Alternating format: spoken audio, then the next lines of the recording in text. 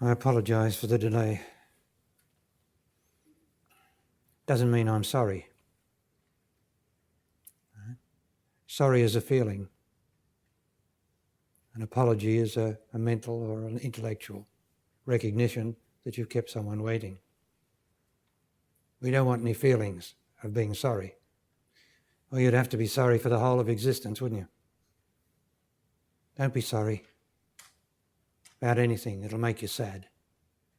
And you shouldn't be sad about anything. You should understand everything that's happening in your life. Understanding is the best that the human mind can do. And it's pretty good too. If you understand, if you're a woman and you begin to understand from your experience what you don't enjoy in man, in partnership, if you understand what you don't enjoy, then you are becoming wise. Then you might find what you do enjoy. The same with man. Stop looking for what you enjoy. Begin by knowing what you don't enjoy as a result of your blessed experience of living. That's what experience of living is for. So that you know what you don't enjoy. What else is living for? Do you go on making the same old mistakes time after time after time in your relationships, whatever they are? Is that the purpose of experience? Well, it is.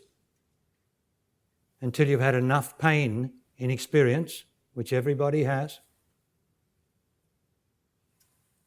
then you come to your senses and say, I don't want to have this pain anymore.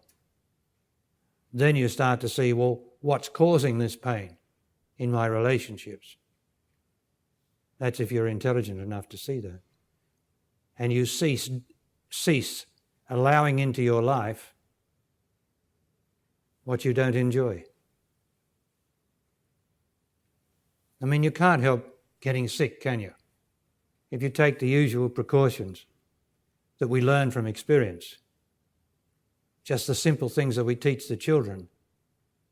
After you've had a hot bath, don't stand naked in a draft, because our experience teaches us that you're likely to get a chill.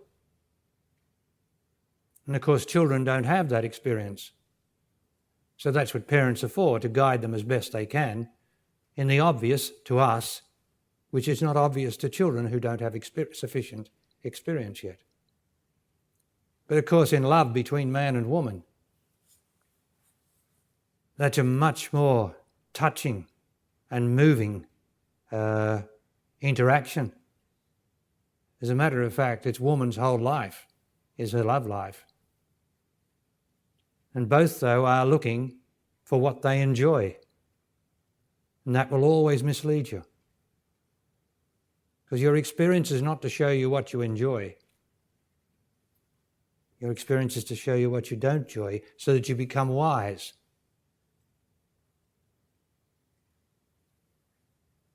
But you still don't take a position. You're still not afraid. You're still not afraid to be with man, but you certainly don't go in and make love with him just like that, which seems to be the popular thing these days. Because to go and make love with a man when you first meet him, as no doubt you've learnt. For God's sake, how often do you have to learn, you women? To go and make love with a man the first time you meet him serves no purpose whatever except to show you how shallow you are and man is, and how 2 or 3 days later you will then start to be crying, depressed or unhappy, and you won't know the reason why. Because you won't be intelligent enough to connect it up with having done something that does not serve love, that does not serve your deeper knowledge. It's a very, very dangerous thing to make love anyway, between man and woman. Always has been, always will be. Because it's a very precious thing. When you make love, when one man enters a woman's body, the penis is so powerful as an instrument, just like the vagina is so powerful, that the first thing that the penis does, it's supposed to be an instrument of cleansing. It's supposed to take the unhappiness that has been put into woman through her various one-night stands, through her failed relationships, through her inability to know what she doesn't want and getting mixed up in a partnership that she feels she can't get out of. And then eventually gets out of and carries that hurt. Where does woman carry her love hurts? Where is woman carry her loving hurts? She carries it in her vagina. She knows that, or when she's wise enough, she knows it, because the vagina starts to get tightened up from all the hurts that man has put upon her, the emotional hurts. Her vagina actually starts to tighten up. And then even the most experienced woman can find it painful sometimes to make love. And it's not because of herpes, it's because of the emotion of having been hurt so often by man. Where does it go to? Where does hurt reside? So if you bruise your leg, where does it reside? Where you hit your leg. That's where the bruise occurs. Where's the aching muscle? Where you've played too much tennis when you're not used to it. You get ache in the muscle. So where does your love life show itself? Where does it register? In your vagina, woman. Not the rightness of it. Yes, the rightness of lovemaking always relaxes you, always opens you up and leaves you open and sweet and beautiful and soft in the vagina. But woman is a woman every day of her life and has to go through the old experiences that you've all had with man. And there are many hurts amongst that, many broken relationships, many disappointments. And where do you think they go? They go into the place where you're bruised, into the instrument of love, which is your vagina, where is the practical instrument of practical physical love between man and woman. That's where it shows. And so a loving man's penis is supposed to go in there with all the power that it has and start to change, to transform that hurt and pain in a woman, that past hurt and pain. It's supposed to extract that and then transform it. Isn't this what love's about? Well, what's love for, eh? What do you think the love between man and woman is for? What is love always for? Love is always to transform, to help to get rid of something that has made the life difficult, unhappy. Surely that's what love's about. It's not about having an argument between you and me. It's not about me accusing you or blaming you for my life. What sort of a love is that? That's not love. Love is always a healing thing. Otherwise, it's not love. Love is not an argument. Love has never argued yet and never will.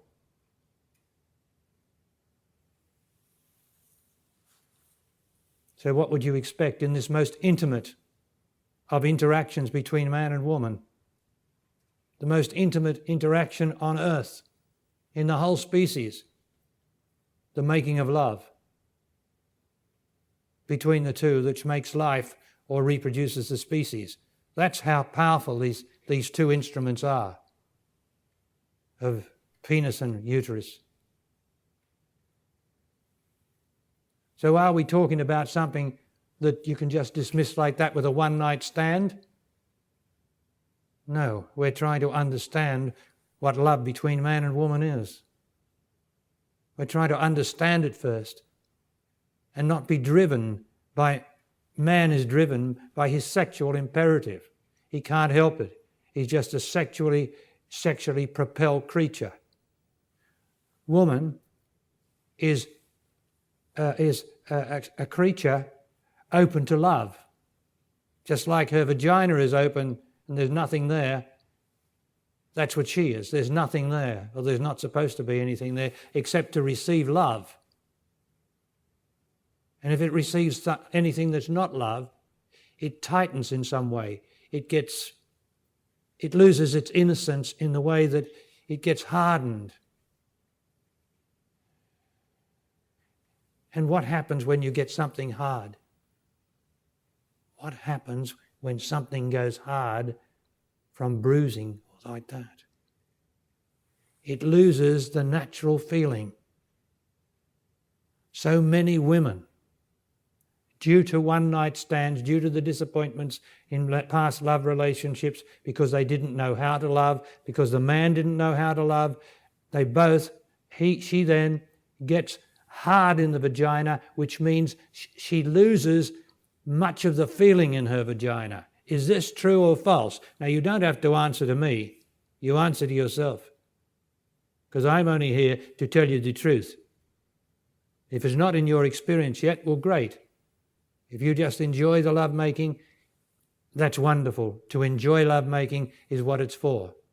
Not the excitement of it, for that's going to cause depression and unhappiness 2 or 3 days or a week later. So many women have lost the feeling in the vagina.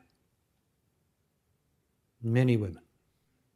And as a result of that, many women have actually given up making love with man. This is a fact of life I'm talking about. Possibly to do with your mother and father. Possibly to do why they don't really know what love is. Possibly between why your mother is so disappointed over the years that she gets emotional about love.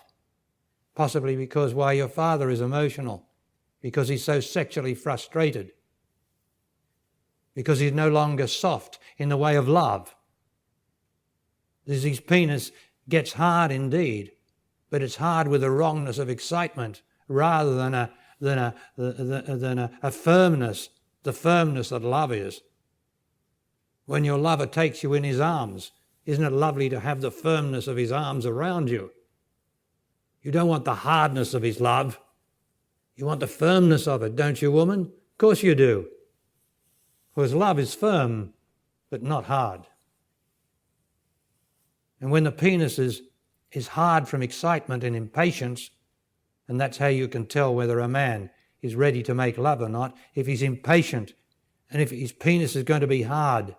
And you're going to know it because you're a woman. Woman is sensitive to love. She has the instrument to record love, to register love. That's what her vagina is. That's what her whole body is. Man has the imperative to have sex. Of course he's looking for love, but nobody's ever told him the difference between sex and love until he's come here.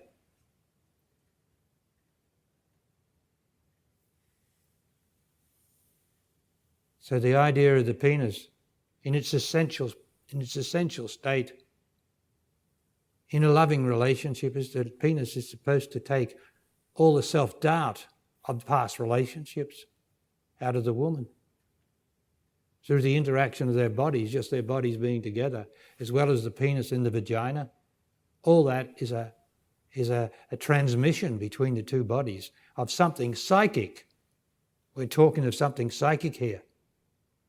And you can't see anything that's psychic here, except I'll tell you that every reaction that in every human being is psychic.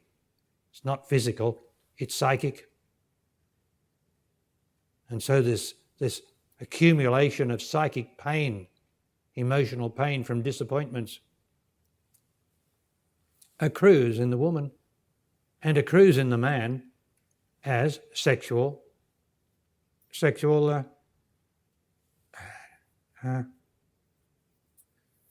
lack of sexual fulfillment. Fulfillment in the sexual drive in man is for him to come, have an orgasm. But a man of love is not just looking for orgasm. He's looking for something else in the woman. He takes his time. He's not impatient. He's looking for what woman has in her essence. And that is something that he can never get anywhere else, because he gets it through his penis, in her deepest place, where she can be penetrated by love. And she then gives up something that is so powerful and beautiful that often, in the beginning, it makes him come. It's so good, it's so beautiful, boom, he's gone. But that doesn't matter. With some perseverance and her cooperation, knowing how that when he touches her, this extraordinary beauty pulls the trigger on his glandular system. And she understands that, and he practices that with her, so that he gets more and more able to just make love and not focus on where he is or any imagination, where he just enjoys the pleasure of being in her body or against her body or wherever it is that we make love. Then gradually he will overcome the imperative to have an orgasm. I mean, he will have orgasms, and why not? There's nothing wrong with orgasms. But to have it where, when you can't control it to some degree, means that you're excited. And man's usually excited before you start. As if you've got my making love tapes, you'll be conversant with what I'm saying. So the point is that a loving penis is healing woman, not just through the love of man who cares for her, looks after her, just as she cares for him and looks after him, both in different ways. So there's a job going on here between this most powerful of instruments, which is the penis, which has the semen to make life, but on its own, it's not worth that.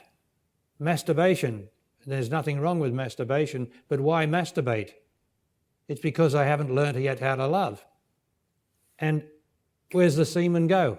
Nowhere. And in woman, the same as when she's learned to masturbate from man, he's taught her how to masturbate. Where's it go when she has an orgasm that way? It doesn't go anywhere. But when the power of the semen in the uterus, through the vagina, the power of those two together alone can make life, make the body that you and I are. This is amazing power, to actually produce a living body. But of course, we don't look so deeply at these things, do we? We scurry along the top with sex shops, and all we want is excitement and stimulation. But what about the purpose of it all? And what does a man do as he becomes less patient, less impatient? He then serves himself. He has self-knowledge. He is more a man than he was when he was a driven sexual act.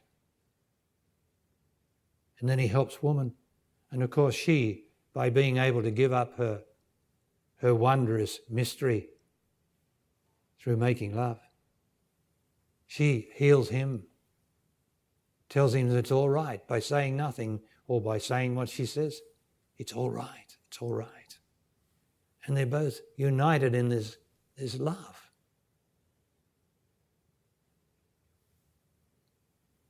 So what do you do in a new relationship?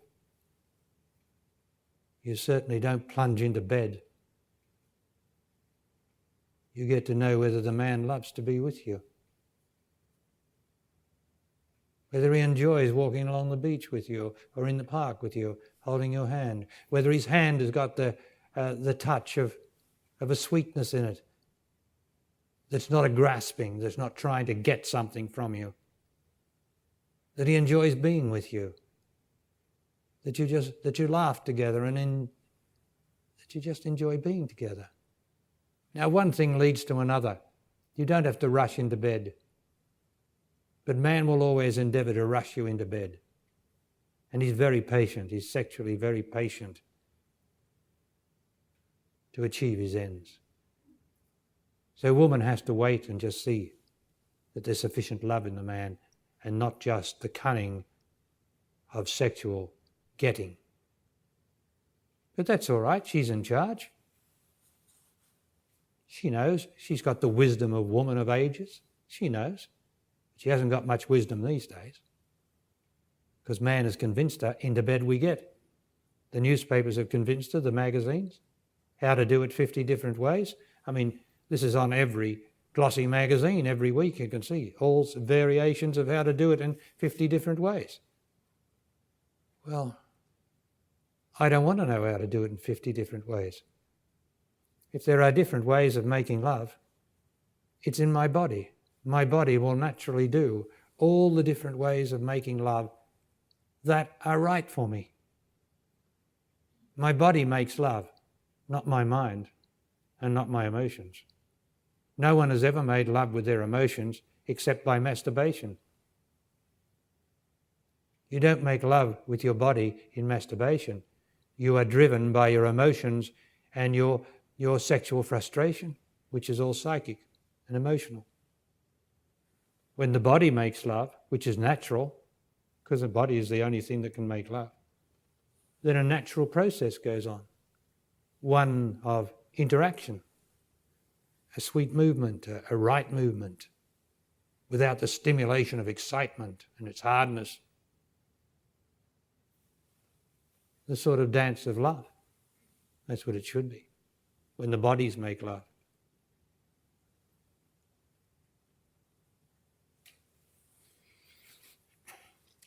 Okay then, so this is the 13th day of our 14-day seminar. We have covered much, much ground, haven't we? And the wonder of it is that you don't have to remember one single thing. As a matter of fact, you couldn't possibly remember all that you have absorbed in these 14 days. The virtue of it is that by being with the speaker, we are interacting at a deep subconscious level, a level that's beyond the normal memory. And so there is an energetic impartation from me to you and from you to me that's going on that is far more real than any memory can hold. And this has gone into your body, which is your system, your battery. Your body is a battery, and it's gone into the deep levels of the battery. And what you will find is that much of what you have heard here, having been registered in those deeper levels, as you face events when you go home, it will rise out of your deep subconscious into your conscious mind, and you will see parallels of what have been spoken about here and the actual living life that you are going through and going back into. If you are still busy as you were before you came here, with your thinking, wanting, hoping, wishing and praying, if you are still busy in that region, then you won't be as subtle as you could be and receive the full benefit of having been with the speaker and together for these 14 days. So you don't need to remember. But what you do need to know is, what have you heard, which in the moment you will have heard it, really heard it, that you have to do with your life, or that has to be done in your life. Each of you has heard one, probably heard several things that need to happen in your life. But there's always one that sticks to us, because that's the most, the imperative, the most necessary thing that I have seen that has to happen in my life. For I, in that body listening to these words, am the only one who can know what has to happen in my life. Now, where something has to happen in my life is always indicated from where I get emotional about. Any area of my life that makes me emotional or unhappy, that is where something needs to be done in my life. That's what it's there for. To show us where we are either not being true, not being intelligent enough, or not being present enough in our everyday life to see it. As we've been talking here for 14 days about how to be more intelligent, that means how to be more subtle in our perceptions of living and of life. So we have the means of taking responsibility for that area of our life that most disturbs us and doing something about it, something meaningful. But the human way, the way of human lack of intelligence, is just to put up with it, think it'll change on its own, something will happen, and get on with the busyness of our daily life. So that nothing ever really changes in the ordinary people's lives. They just repeat the same old cycles. But what you've been learning here is there is only one life, and I in that body listening to these words, I am the intelligence in that body. And unless I am responsible for my life, unless I take the action, the robot, which is in everybody, is going to take over and just recycle my whole life over and over again with all its disappointments and unhappiness and lack of real wisdom.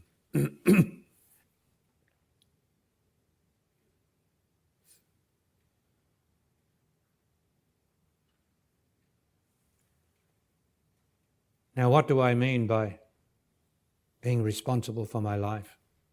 Where does it begin?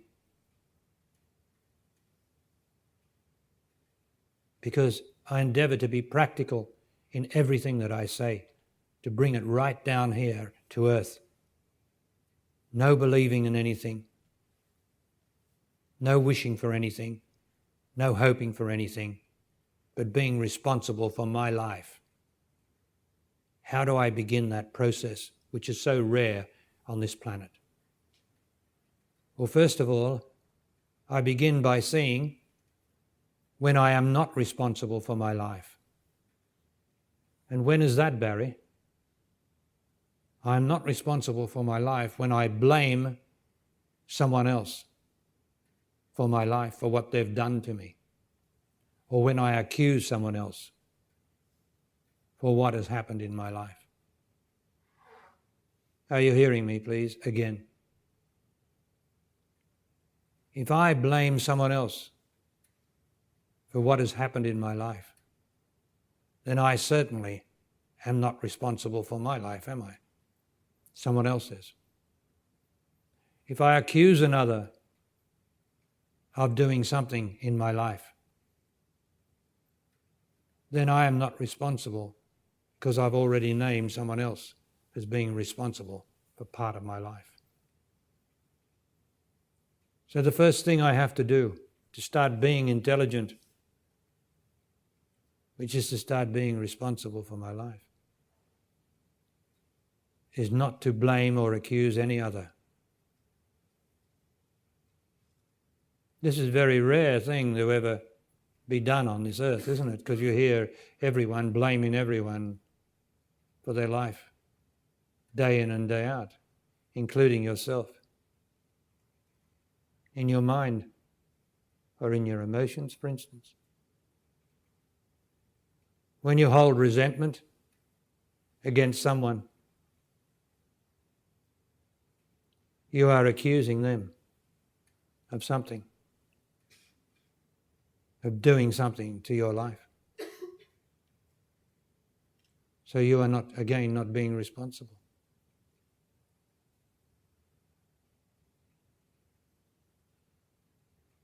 You can see how rare it is for anyone to be responsible for their life. I cannot accuse or blame anyone for any part of my life. I can certainly thank people for the wonderful things they have done for me in my life, but that's not accusing anyone, is it? That's a movement of gratitude, of goodness, of rightness, of thank you. Two different worlds.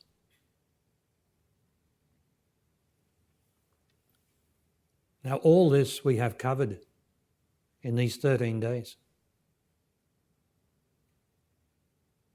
And so much else about the cosmos, about the wonder of the universe, how the scientist only sees the universe moving because he's only looking at one part of it. And as soon as you look at one part of life or existence, it starts to move. Whereas really, the whole of it never moves, because intelligence never moves. It's unwavering and it's always there, like love.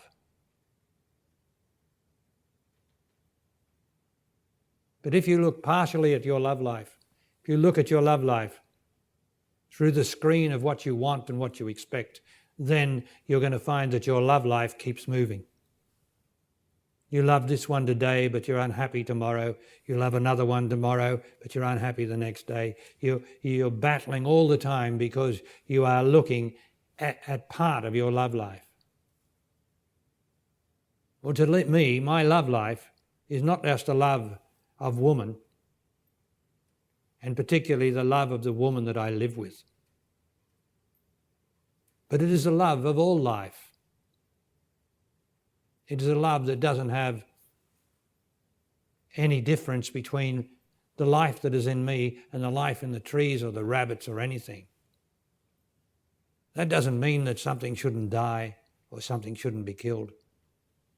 Because all that gets killed or dies is a form of life. It is not life. Life is untouchable. There it is in your body and my body now, this moment. Keeping it animated, keeping it here, making me still able to sense the well-being in the body, which is my life that I sense.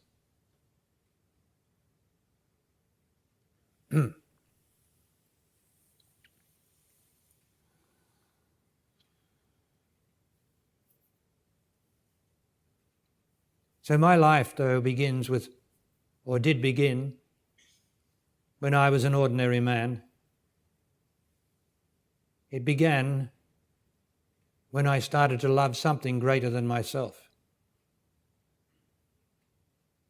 And each of you here, you couldn't be here if you hadn't started to love in some subtle way something greater than yourself.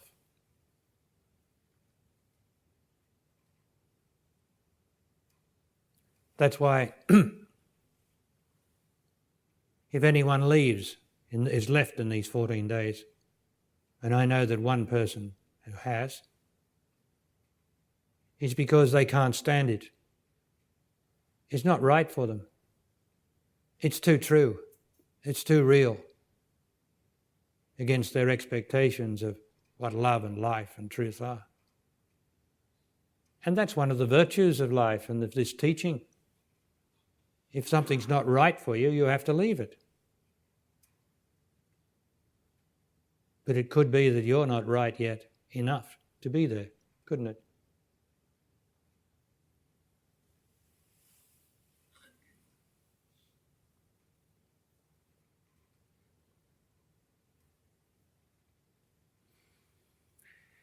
Now, one of the most important things that we did in these 14 days was when I revealed to you the 4 stages of the meditation that Barry Long teaches, especially the last stage. And I'd like us to go through those stages now, which is a practical demonstration, practical in your life.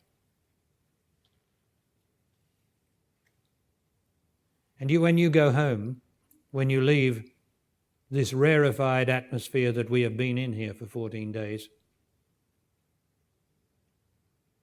where you don't have any of your usual problems arising, which is a great, wonderful blessing to be in such an atmosphere for 14 days and be able to look with intelligence into your body and see the truth of what is being said without any belief system operating. But when you go home, it's going to be different.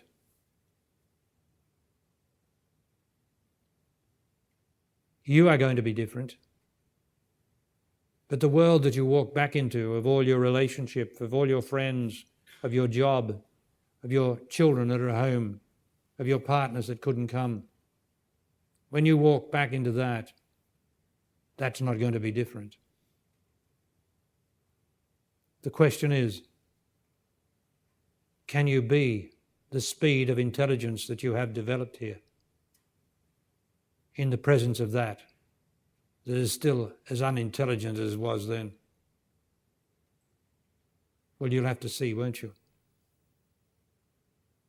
But you have to know that the possibility is that as soon as you walk back into your old life, it starts to act like a brake on your intelligence. It's just like a disc brake coming against a moving wheel. It starts to stop the speed of the wheel. Very subtly, hardly able to be registered by our surface minds.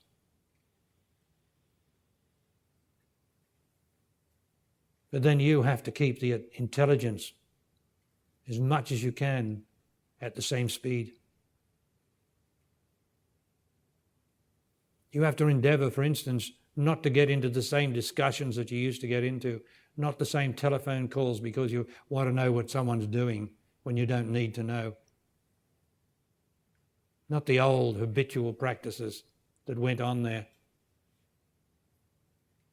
Not sufficient talk about love, life, truth, death, or God, or the reality of love between man and woman. It's going to suck at you, and it's going to slow you down if it can. So whatever you've learnt at this seminar that needs to be done in your life, and you do know of something, don't overlook it. It was so obvious here, so clear. But when you start thinking about the past and start walking back into the past, it will not be so clear, and you are likely to make excuses that you can't do it. You can do anything. It is your life. You can do anything. Only fear stops you.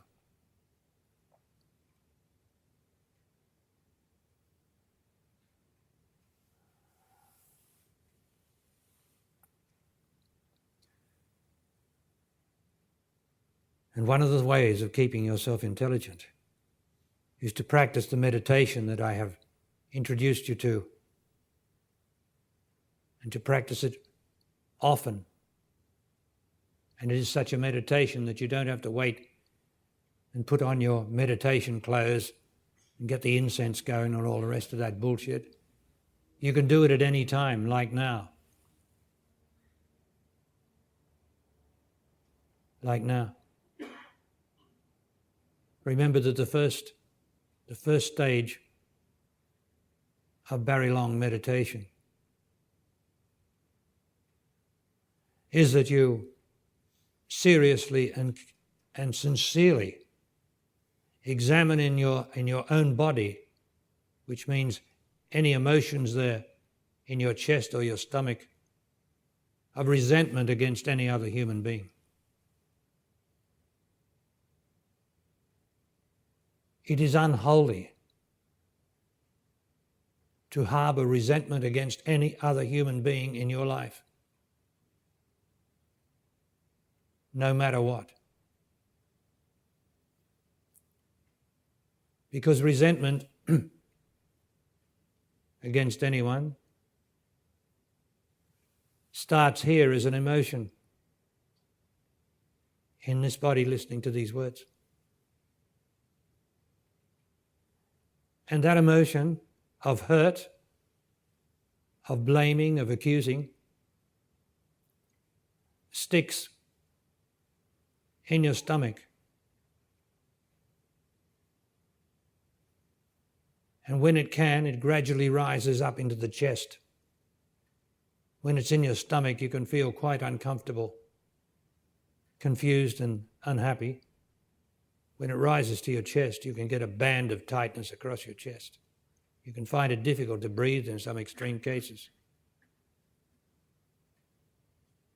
This is your emotional prisoners choking you, choking your system up, blocking it, your own emotions. And then when the free flow of life is unable to go through the whole body freely, your brain gets affected, and that affects your mind, and you can't stop thinking, and you can't stop worrying, and you lie awake at night when your body should be re-healing itself after the days of effort in existence. You're lying awake there, unable to sleep, and denying your body the repose that it needs, because you have kept prisoners, emotional prisoners in your body, instead of allowing the free flow of life every moment to purify you and your body. So the first practice is to sincerely and seriously examine any resentment you have against anyone. Doesn't matter what they did to you in the past. It is not necessary to be resentful of it. Everything happens because it happens.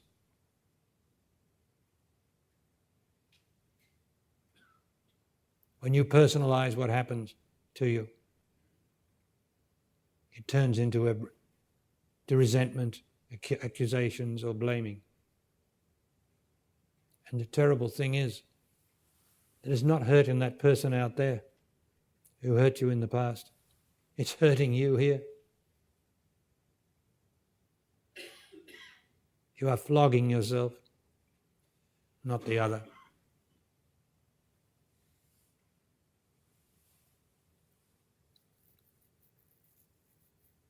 So in all your actions, in all your interactions with people, you have to be intelligent enough to see if there is resentment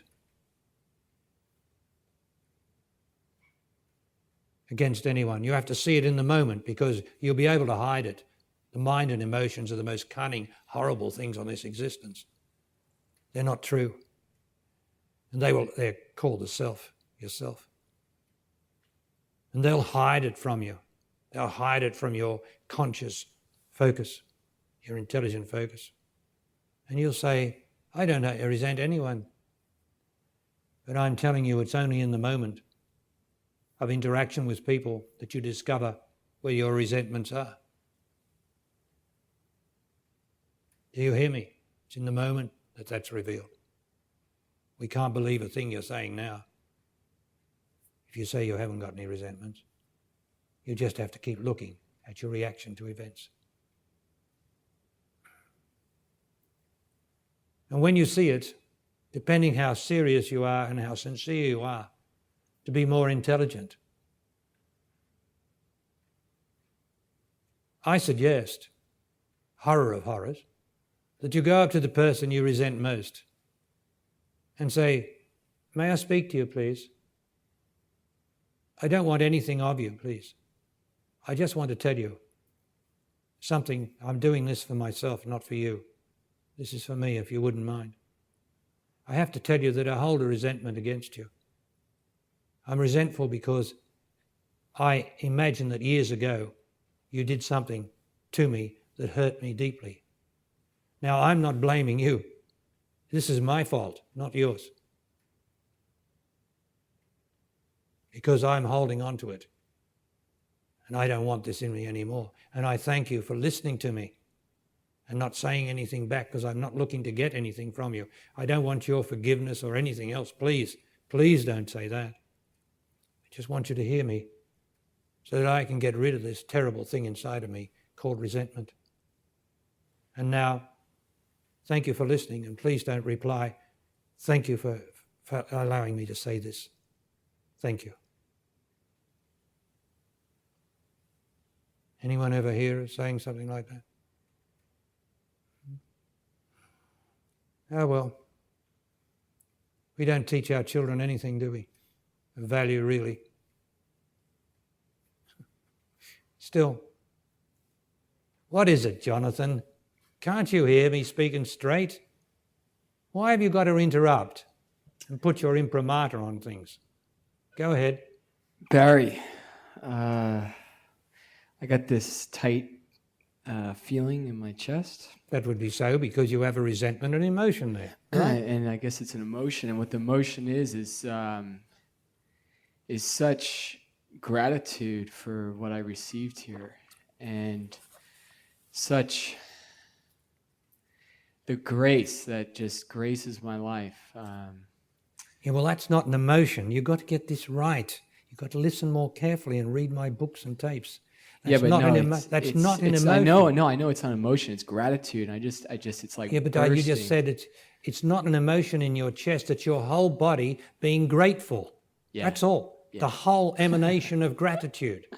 That's what's going on here, Barry. And just before I hear that. I really had to. It's because it's bursting inside of me. It's just like my whole chest is just pounding away, and it's. Yeah, well, just remember that it's really, you're going to get that through your whole body, not just the chest. Let it flow through you. You're just a living gratitude. That's all. That's all you are. Yeah, and I realized the beautiful being behind you, and what grace that I have to see this beautiful being behind you here, like right in front of me. What grace that I have in my life. Good. Well, then you are seeing, in the mirror of the speaker, the presence here, you are seeing the reflection of the beautiful being that's in you. Because anything outside of you is only a mirror. Yeah. So you're seeing the beautiful being that's inside of you. Our gods are the same. Yeah, God is the same. Yeah. God's the same as that. Got it. Got it? Good. Okay, thank you. Now, where was I? As I cannot be interrupted. Thank you, Jonathan. Yeah, well, we'll start somewhere anyway. So we're talking about the meditation. And of course, he couldn't have resentment. Anyone can have resentment when he's a living fountain of gratitude. I mean, that's only giving. There's no getting in that, because it'd be offended by getting anything. It's just a fountain of gratitude. There couldn't be any resentment ever in that. Nothing, you see? And as you hear him speak, no doubts, no problems, anything, just utterance. Which, of course, many of you had. It's just that Jonathan's here for the first time, and it's remarkable the change that has happened in him. Not that he didn't have the potential of it in him, because he's fundamentally a good man. I know that. That's why I put up with him right through. But it's wonderful, isn't it? Because many of you are like this, filled with that. All the letters that I've got in there, extraordinary expressions of gratitude and thankfulness. And that, of course, is to God, which is, I'm a mirror, you're grateful to, as he said, the being that's here behind this apparition. But really, it's only a mirror, and you are grateful to the beauty that's inside of you. That's how it works. There's nothing here except a mirror. because I can't give you anything. Every gift I give is the gift of Him, whose gift of love we share, whose gift of love so very rare takes all the world can give, even the will to live, and still loses in the exchange. This love, beyond world, space and time, whispers in the heart, though unpossessed, you are forever mine. I wrote that to my first tantric loved woman 40 years ago. It's still the same, isn't it? It's the same as my love of you. This love beyond world, space and time whispers in the heart, though unpossessed, you are forever mine. That, of course, is the love of God. Now, into the meditation. So the first action is to get rid of that and to be grateful. To be grateful for what you have, and everybody has something to be grateful for, and you start off being grateful for this or that, but eventually you discover the grace that you have, the wonderful grace, gratitude that the reciprocal of one is the other. And then we go into the practical.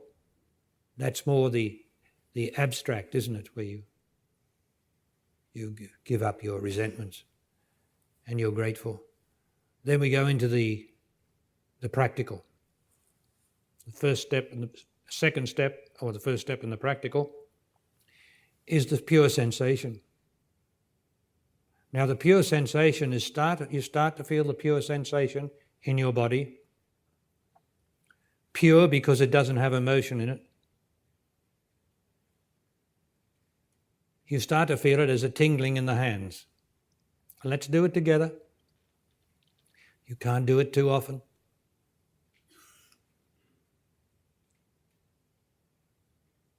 You're going back into an environment where few people know anything about this.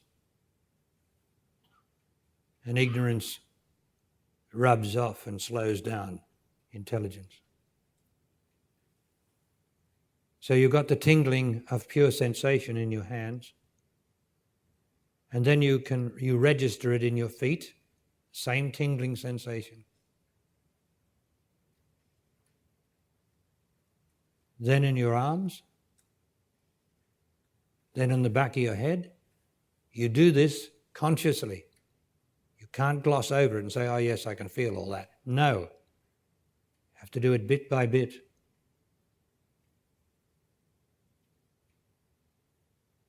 The sensation in your back, tingling. You do this until it all links up and you have the pure sensation as your whole body. It all comes together eventually when you practice this often enough. So there it is now. The whole body consists of pure sensation. That is one of the only two realities in your life. The other is your intelligence that focuses on this.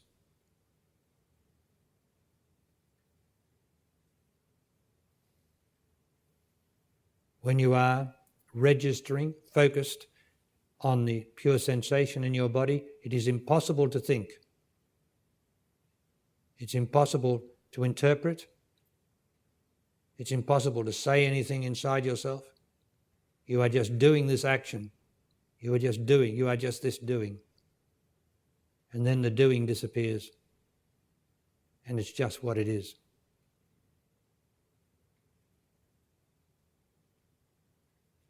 This pure sensation is the last piece of existence in existence.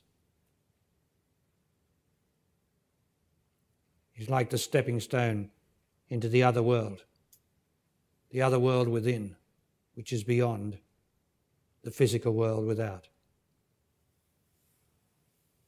It doesn't mean that you have to leave the physical world. Your body is always there until the moment of your death. Only at your physical death will your body not be there. But it is possible to enter another state within the body through this stepping stone of pure sensation.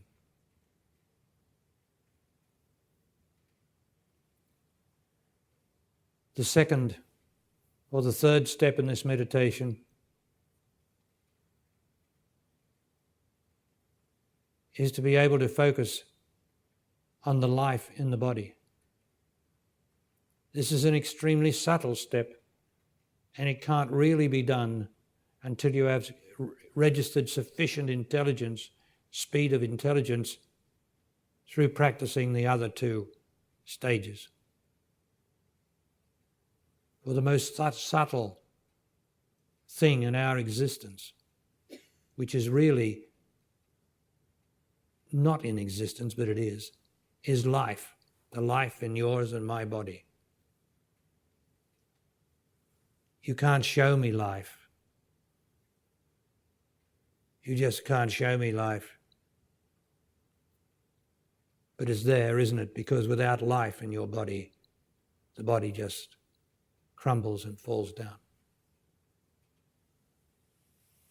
But it's there because it animates your body as it animates the grass, the trees. Every living thing is animated by life, but every living thing is just a form of life. It is not life itself. So your form of life, which is your body, is going to die, pass away. But the life that is in that body can never die, for it is immortal, forever, whatever forever means.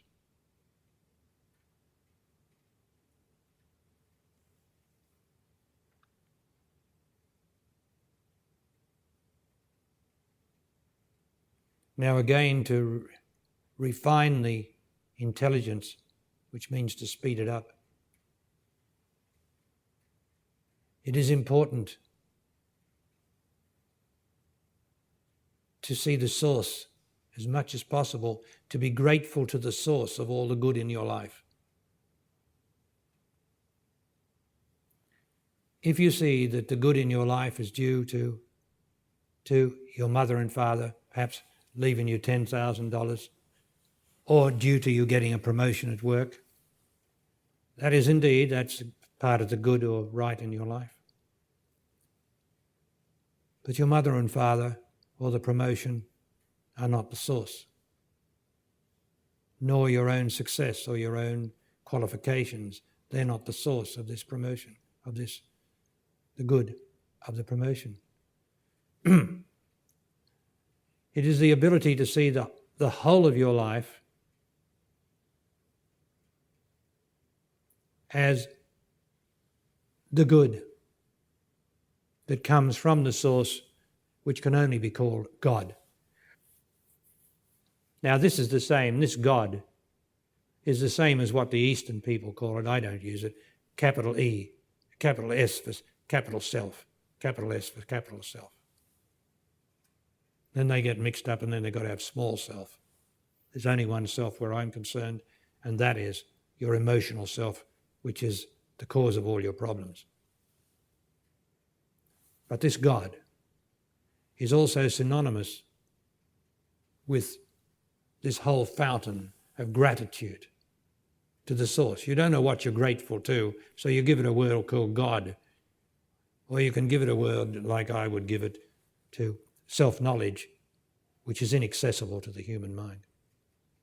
Doesn't matter what you call it, there's no word for it that is accessible to our mind and emotions as an interpretation.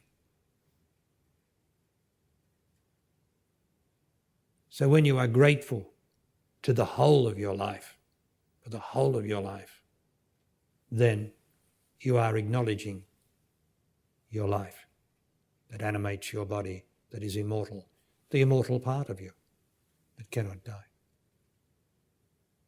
But it is very rare, and you can't hold the realization of this life. You can hold the realization of it, but you cannot hold any intellectual hold on it. It's just there. It's very, very subtle and very fine.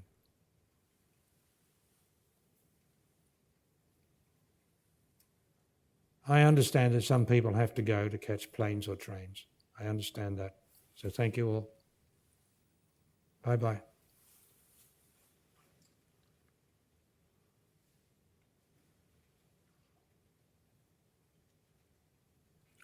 So at each stage of this, although you can do them all at different times, depending on the moment, you can do any of them at any time. If you put them together, they're like a staircase that you're going up to finer and finer, swifter and swifter intelligence, more and more subtle perception. And then you come to the fourth stage of this onward going meditation. And this is to be able to focus the intelligence on the solar plexus. The solar plexus being the representation in the body of the solar world, the world of the sun. And as we heard yesterday, this word solar plexus is common to all the languages. So it has a great reality in all the languages. Solar plexus meaning in the physical body a plexus or a nexus or a plexus of a meeting place, a very, very sensitive nervous system. And it's just here in the little gap between the breastplate there. That's its location. It's the most sensitive part of the body, really. And to focus on it, you need to be very, very still, because stillness is the way. And the reason you need to be still is the solar plexus is between the emotional belly, where all the emotions start off being stored in the belly, in the stomach, and the chest, where they try to rise. The emotions try to rise, where we hold our prisoners. So there's a difficulty here until we start to get rid of our prisoners, still we start to become less and less emotional and more loving, because gratitude is love, and love is not an emotion. Joy is love. Joy is the joy of life, and that's not an emotion. But of course, New Age, and we got all mixed up because of the New Age ideas, and we get things mixed up like those two words. Love is not an emotion. Joy is not an emotion. They are simply a giving without endeavouring to get.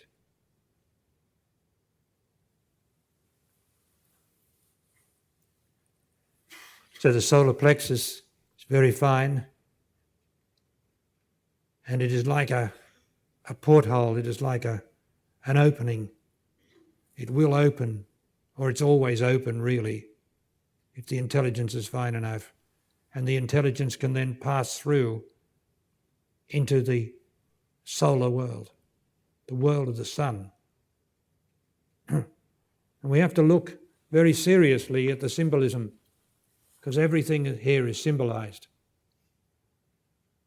Everything in the cosmos is a symbol to the human state and the human condition, those two being the ignorance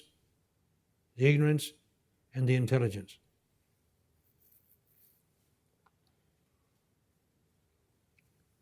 The sun is the source of all life, inasmuch as its rays, focusing on the earth, and give rise to life as we know it, every living thing. Without the sun's rays, the earth could not give birth, could not express itself as the Mother Earth, which is why we call her Mother Earth, because she is like the mother. The life rises up out of her, whether it's as humans or animals, plants, rises up out of the mother. But the mother, there has to be the father for the mother to be able to express itself in its wonderful fecundity. It's great, wonderful, living life. There has to be the father, and the father emits its rays, which is like its semen, on the mother. And the mother responds so beautifully, and in their interaction they produce a beautiful world, a wondrous world, untainted by human thought, by human thought, human interpretations, human this, human that, untainted by anything, just a pure interaction between the father and the mother, which is demonstrable in yours or any child's experience. If I had your children here for any length of time, I would be able, and they would be enthralled as I told them all the stories of the whole universe as a symbol of everything in your living life. But that's not given, is it? I can't do that. You have to do it if you're going to do it. But you'll have to know what you're talking about, or it'll be wasted intellectual bullshit. And you won't be able to grab them with the magnetism of it. But I tell you, because you are my children, I tell you these mysteries which are so clear, but because of human tainting, human interpretation, human superstitions, human fears, all get scrambled up and no longer meaningful into a new age ideas or notions. And this is not new age. This is ageless. This is the age of all ages, what I'm talking about. The sun is always there. The earth is always there. And all life comes out of the earth. There's no other life but life on earth. I'll tell you that now. No matter where you try to seek it, no matter where you think it is in all the different worlds, the only life on earth is life on earth. And what's wrong with that? It is very beautiful, this life on earth. The original interaction between the father and the mother, which produces all the glorious animals and the rain and the sky and all the plants. What a beautiful, impersonal, wondrous state that is. You and I came out of that state, but we've forgotten it. We've forgotten it. It's like some dreamland. Because we've remembered all the things that are unnecessary and we continue to remember them, we've forgotten what's important. Isn't it crazy? So your memory is filled with all the crap in the world, like everybody else's. But you've forgotten the only thing that's meaningful is what I'm talking about, the original state. The original state of life on earth, which we came out of and made a world out of. Now, you've heard me speak of this world, and I don't have to. I've only drawn your attention to the world to show you that the earth is not the world. To get your intelligence fast enough to make the division so that you can see the earth is not the world. The world is made by man and woman. Your thoughts and my thoughts, all the scientific interpretations, all the biology, all the conclusions have made a world Well, I only know life. I only know the mother, the Father, the glorious Father and the glorious Mother. And I am the product of that interaction. Whatever else I am, I don't care, doesn't matter. This is the mystery. I know life. And so do you, if you can only get back to it and give up your problems and your personalization of all your life, which turns life into living. And living is of the world. And life is what I'm talking of, which you came out of.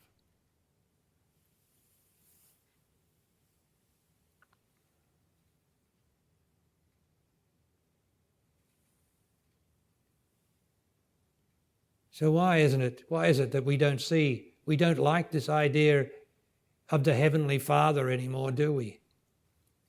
And the great Father, the source of all life. We don't like that one. But it's the truth. And you see, I love the Father and I love the Mother. Both of them together produced me. So how could it be different between them? I'm the love of both as one. And so are you. If you can only forget what you've remembered and remember what you've forgotten.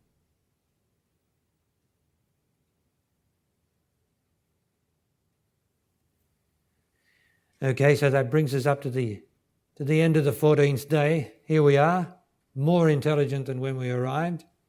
Don't you believe anything otherwise? That is how it is. You are resonating at a much greater speed than you were. Now you be careful, if your emotions will drag you down as they can. Your mind will drag you down with its thought processes. And when you walk back into the old familiar back home, you walk back into what I call a psychic egg. Many, many eggs. And they will not be as intelligent as you are. But that doesn't mean you're superior. It only means that you have, by grace, been drawn to a place which reflects the truth of what you are. There's not something that you can do about that. You are just drawn to that place. Others are not, because they are not ready yet.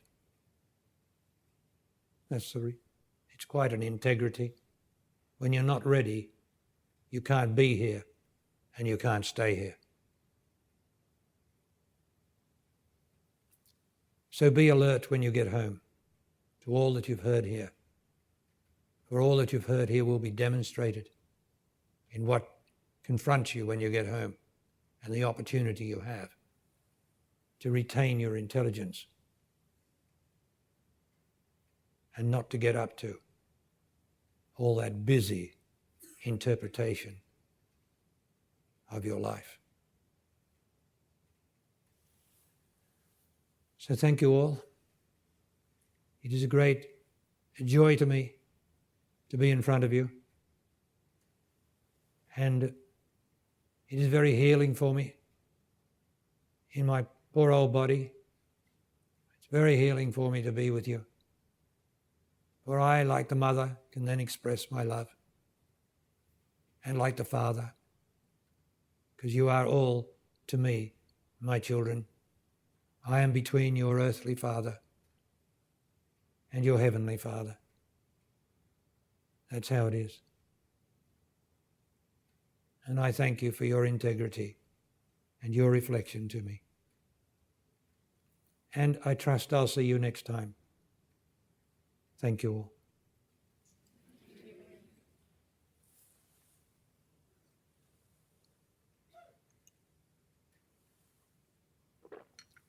Kate, do you have something to say?